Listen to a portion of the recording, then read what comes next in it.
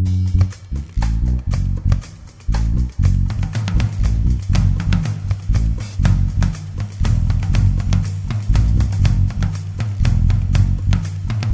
welcome our city clerk, Janice Winfrey. Please give her a round of applause. Ask her to take time to just give her an overview of what's going on in our show. Thank you.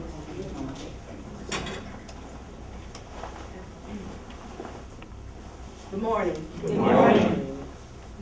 I appreciate the opportunity to be here, and if I'm allowed, I just want to come before you and share some things with you and enlighten you on elections, what has happened and what you can expect to happen. But I also, at some point, would like to bring up my director. I'd like for him to have an opportunity to speak with you and to talk about news you can use as it relates to the upcoming election, those important dates and facts. And speaking of a director, I have to ask that you hold Mr. Baxter up in prayer today. He's administering his first election as County Director of Elections for Montgomery County, Alabama. All right.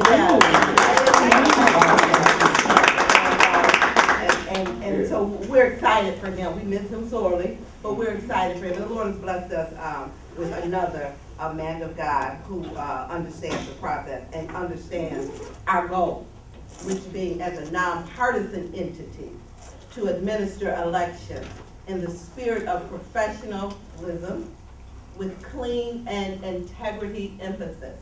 You know, it's our mantra, if you will, that every voter, every eligible Detroiter should have a right to vote on election day and should have a right to have that ballot counted at every election without excuse. And so, you know, at the Department of Elections, my staff, we're family. You know, there's no big I's and little U's at the Department of Elections clerk's office. We're family, we're team members, we work together. And as such, they call me the First Lady. They call me the First Lady because we realized some years ago that, you know, everything and anything that can happen for the first time in the history of Detroit has happened under my administration. When I came in, if you may or may not remember, we could no longer mail out absentee applications unsolicited. So what did? We came up with a permanent mailing list, and the state went for it. We implemented 2 voting devices. First time in the history of Detroit elections, the M100 and the Automark. We did that. Photo ID was a first in the city of Detroit. Then we had the infamous 2-page ballot, where they said, oh, it's not going to happen, they're not going to vote. Well, they voted, and they voted in record numbers. And it was a teachable moment for us. And for those of you who know me, you know I'm a former educator, and in my heart, I will always be an educator. I'm still an educator. The walls have just been brought down. Then we had satellite voting. We implemented that. They told me I couldn't do that in 2006 when I started my term. Even my infamous director told me I couldn't do that. It'll never happen, Janice. It just won't happen. Well, it happened, thank God. And we're going to expand on that. But we do have satellite voting, and we implemented it in the presidential election, and we will continue to do it for every election in the city of Detroit. And then council by district, first time in many decades that we've had such. I know in my lifetime, council by district in the city of Detroit. And then we had mayoral race. First, me and Daniel said, you'll probably win another first time in the city of Detroit. And so it is, and so it happened. But I want to share with you some things that I think you need to know about that primary.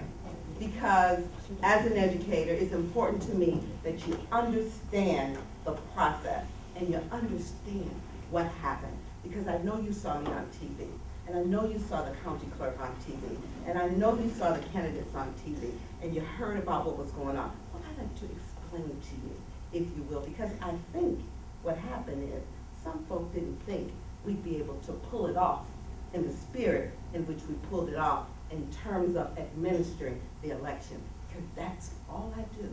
I administer elections. So, speaking to that, we had a meeting with the, and it's in your folder, Hester, we had a meeting with the state, myself, the county clerk and her director, and the state. And we talked about what a write-in campaign, not campaign, but a write-in process should look like. We had this meeting in July. And the first thing, this directive comes from the state. The first sentence says, after the polls have closed, write-in votes are manually recorded in each precinct on the statement of votes using standard operating procedures. That's what they said. This is the optical scan statement of votes cast. This is a legal and binding document. It is signed by the poll workers who sign certifying that these are true and actual facts. And this is the document that we use when we when we count write-in votes. Okay? In our poll book, however, we teach our poll workers to use tally marks. This is our poll book. This page is not a binding document. It is a worksheet. Many of you know I was a math specialist with DPS. And as such, we tell our students, show your work. Show your work, okay? We never throw away the paper if they don't show their work, but we ask them to show their work. This is how we teach our poll workers to show your work so you don't lose count. Use tally, use hash marks, so you don't lose count, okay?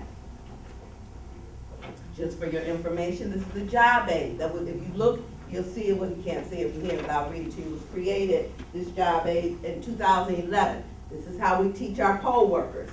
Use your tally marks to hold your place. However, at the end of the night, or when the votes are canvassed by the Wayne County Board of Canvassers, they use the binding document, the statement of votes cast, as we were directed to do by the state, as we're directed to do by Michigan compiled election law, and as the poll workers certified that they will do it. So, when the canvass was, when the election was canvassed, and when we say canvass, this is what the canvass is the perfecting of elections. It's to determine what the intent of the voter is. What did that voter mean when they shaded in just a half an oval?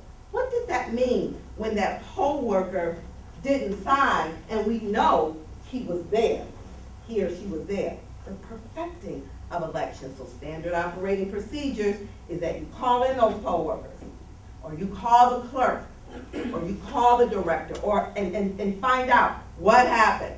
What was the intent of the voter? At the Department of Elections, as we administer elections, we do not interpret voter intent. That's the county. That's the Board of Canvassers. We do not interpret names. We simply write what we see, and that's what we did. However, the county, in their canvass, the Board of Canvassers, decided they wanted only to use a worksheet. They wanted only to use a worksheet. And if there were names that didn't have tally marks or hash marks, we want not to count those. And we know that's not in accordance with law. And we know, as administrators of elections, that every vote is counted, period, at all times. However, we did teach our poll workers to use the tally mark. And so I wanted to know from my poll workers, why didn't you use those tally marks? Why didn't you? Some 500 poll workers. So I sent this letter out. You have a copy of it. I sent this letter out, and I personally, myself and my director, we met with those some 500 poll workers. And we said, why didn't you use your tally marks? No, it's not against the law. No, you're not in trouble, but I need to hear from you. Because maybe we're not getting something right. Mind you, it was 3,500 poll workers that we hired for that election. So some 3,000 used the hash mark, but on 500, I still want to hear from. Because those of you who may know me know I'm somewhat of a perfectionist. I like to get it right. So I want to know, maybe it's us. Maybe we're not communicating. Well, many of our poll workers said, Ms. Winfrey, we have 40 write-ins at my precinct. We didn't need placeholder. We can keep that in our head. We're going to lose our count, counting 40. I said, then you should have indicated that in the back of the poll book, where there is a section for comments. And our poll workers know very well that the comment section is where they should write all of those things. They didn't. If they had a, you know, like the remarks section, if they had in the beginning of the poll book, if they had written that down, you know, maybe I wouldn't have called them in to see them. Some of them said, you know, we had challengers, and they were on us, and we couldn't do anything, but just count them twice and write the number down. I get that. You should have recorded that in the poll book. It wouldn't have led to confusion. But at the end of the day, I commend them for a job well done because, if you don't know, the state of Michigan has been deemed high performing by the Pew Research Organization in the administration of elections, and Detroit is a leader in the state. And so to that end, I commend my poll workers for the job that they've done. I come to you and I appeal to you to help us to continue to administer good, clean elections. You know, good government is a transparent government, and that's what we are. We are a transparent government. So it hurts and it slaps democracy in the face when you have those out there who file frivolous lawsuits to impede the process, to stop elections. In an African American community, there are people who want to stop us from administering elections. Last week, Wednesday, I was in court all day because there was a filing that people wanted us to not count those ballots that went out, to reprint them and resend them, because they say I didn't meet with the commissioners of which I chair to order that to be done. When the mere fact that I am the clerk authorizes me in your charter, the mere fact that I'm chair of the election commission authorizes me to administer elections. You can't meet for every little thing that you do. On the way over here, I got a call. Another lawsuit has been filed because they say the ballots that I send out were printed horizontally and they should be vertically. For real. They said that there's not preparation to tear off the ballot stuff. Are you kidding me? The goal is to stop elections in the city of Detroit. And NAACP, we should be up in arms. United, we should be up in arms. Citizens, voters of this city, we should be up in arms. But anybody would want to stop an election from happening. The day before the primary, you all don't know, but the day before the primary, I was slapped with another lawsuit. My poll workers not trained. Are you kidding me? When we train at Wayne County Community College, all campuses in the city of Detroit, my poll workers are in uniform. Y'all know I'm a former teacher. I wrote the training curriculum. I wrote it. And those of you who are in here who work election day with us, you know you're trained. Something's got to be done. Something's got to be done.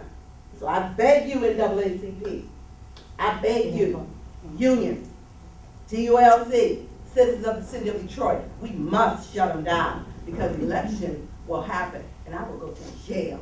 I will go to jail to ensure that elections are administered in the city of Detroit on election day.